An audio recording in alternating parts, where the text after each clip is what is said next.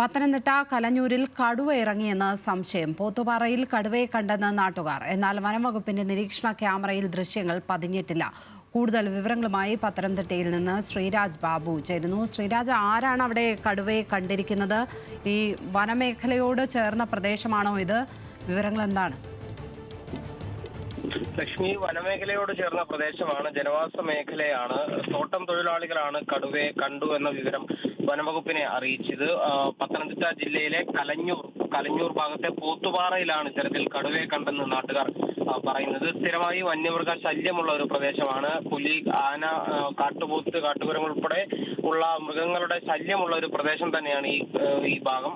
അതുകൊണ്ട് തന്നെ അവിടെ വനംവകുപ്പിന്റെ CCTV ക്യാമറകൾ സ്ഥാപിച്ചിട്ടുണ്ടായിരുന്നു. എന്നാൽ ഈ CCTV ക്യാമറകളിലൊന്നും തന്നെ ഇപ്പോൾ കടുവയുടേതായി സംശയിക്കുന്ന തരത്തിലുള്ള ദൃശ്യങ്ങളൊന്നും പതിഞ്ഞിട്ടില്ല. വനംവകുപ്പ് ഉദ്യോഗസ്ഥർ സ്ഥലത്ത് പരിശോധന നടത്തുന്നുണ്ട്.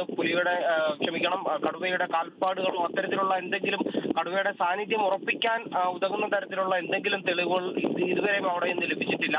എന്തായാലും കൂടുതൽ പരിശോധന തന്നെ നടത്തുന്നുണ്ട്. ഈ തോട്ടം തൊഴിലാളികൾ ഉറപ്പിച്ചു പറയുന്നുണ്ട് അവർ കണ്ടത് കടുവയെ തന്നെയാണെന്ന്. ഇന്നലെ രാത്രിയും ഇന്ന് രാവിലെയും പുലർച്ചെയുമായിട്ടാണ് ഈ കടുവയെ കണ്ടു എന്ന് ഇവർ പറയുന്നത്. എന്തായാലും വനംവകുപ്പ് ഉദ്യോഗസ്ഥർ സ്ഥലത്തെത്തിയിട്ടുണ്ട്. അവർ പരിശോധന നടത്തുന്നുണ്ട്. കൂടുതൽ പരിശോധനകൾക്ക് ശേഷം മാത്രമേ ബ്രേക്ക് ആവുന്നുണ്ട് അവിടെ നിന്നുള്ള. ഏതായാലും പത്തനംതിട്ട കലഞ്ഞൂര് പോത്തുപാറയിലാണ് കടുവയെ കണ്ടതായി നാട്ടുകാർ പറയുന്നത്. വനമേഖലയോട് ചേർന്നുള്ള ജനവാസ മേഖലയാണിത്. ശ്രീരാജ് ബാബുവാണ് വിവരങ്ങൾ പങ്കുവച്ചത്.